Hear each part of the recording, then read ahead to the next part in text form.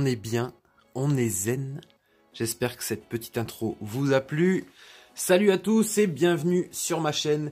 Aujourd'hui, on se retrouve pour ma petite surprise, ma Hobby King RZ4, Basher RZ4. Qu'est-ce qu'il y a encore rebadgé? RGT DT2 et j'en passe. On est sur une machine type Tamiya avec une carrosserie qui en jette un max. Je la kiffe. Vous voyez, peut-être plus jolie, mais j'adore cette carrosserie type GT Proto dont on ne reconnaît pas la marque. On peut dire que ça ressemble un peu à un avant, à un arrière d'Aston Martin, Audi et un avant de Mazda Chevrolet ZR7. Franchement, allez voir, je vous promets que c'est les sensations qu'elle m'a fait quand j'ai vu cette voiture. Alors oui, j'attaque la piste 1/10 avec ce genre de châssis. Je vais vous montrer tout de suite de quoi il se compose. Hop. Alors, c'est un petit mélange, hein. Je l'ai acheté d'occasion. Tout d'abord, je remercie le vendeur car j'ai reçu la voiture en super état. Il n'avait pas pu me donner trop d'infos sur la voiture puisqu'il n'avait pas trop roulé avec. Et j'ai fait 2-3 bricoles de manière à ce que tout fonctionne et de manière à ce que la voiture est en 3S. Dans un premier temps, toutes les pièces du train avant sont en anodisé alu orange. Je kiffe grave, je trouve ça trop joli.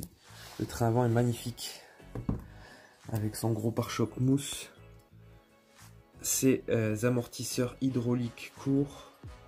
Transmission par couronne. Alors à l'avant, il n'y a pas de différentiel sur cette voiture. C'est une traction directe. Reliée par cette longue courroie de 171 dents. Qui est accompagné de son variateur Léopard V2. Alors on va le tourner pour que vous ayez une meilleure visibilité. Vous voyez la voix calme que j'ai pris? Je voulais vous laisser dans le calme. Voilà, variateur Léopard V2 et du moteur 3300 kV. Allez, on va s'activer un petit peu. Cette voiture a été équipée d'un boîtier LRP, boîtier de communication LRP. Alors j'ai l'émetteur, le récepteur qui est à l'intérieur et ma radiocommande est une LRP, bon, qui n'a rien à voir avec ça. Et un petit bac que je vais sûrement changer qui est LRP. J'ai fait 2-3 modifs comme vous pouvez le voir. J'ai dû faire des trous, j'en suis bien malheureux, mais bon, c'est pas grave, ça ne se voit pas forcément. Ici, le train arrière entraîné par la courroie, accompagné d'un petit différentiel. Donc, ce qui permet à cette Hobby King d'avoir un arrière équilibré par un différentiel et un avant qui est totalement tracté par ces deux roues. Et seul ça lui donne vraiment un comportement très sympathique. Bien sûr, je n'oublierai pas de vous faire tous les essais de cette voiture. Donc nous avons aussi les supports amortisseurs qui sont en aluminium. C'est vraiment génial. Je suis super content. Les mini modifs que j'ai faites et je vous ai pas montré, je vous explique pourquoi.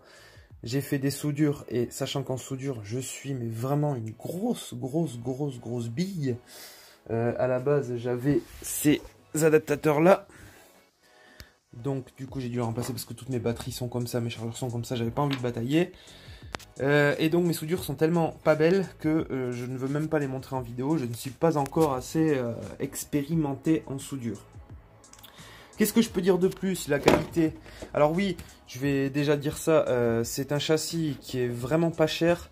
On a du mal à trouver les pièces, c'est peut-être aussi pour ça, mais on les trouve quand même encore. Moi, je les ai trouvées. Par exemple, la courroie, la grande courroie, je me suis servi chez Tamiya. Et la petite derrière, je l'ai trouvée chez Hobbytech. Bon, le moteur et le combo, ça, c'est peu importe. Les différentiels, on les trouve encore. La couronne, on les trouve chez Timasso. Voilà, on trouve toutes les pièces, mais de marques différentes. Parce que c'est un châssis rebadgé, oui. C'est important. Nous sommes sur un châssis alu. Et non pas carbone, hein. C'est aussi une des choses qui fait que le châssis est un peu moins cher. Vous les trouvez aux alentours des 90 € sans combo et neuf. Et moi j'ai payé le tout avec la radiocommande, les pièces de rechange et la carreau 125 €.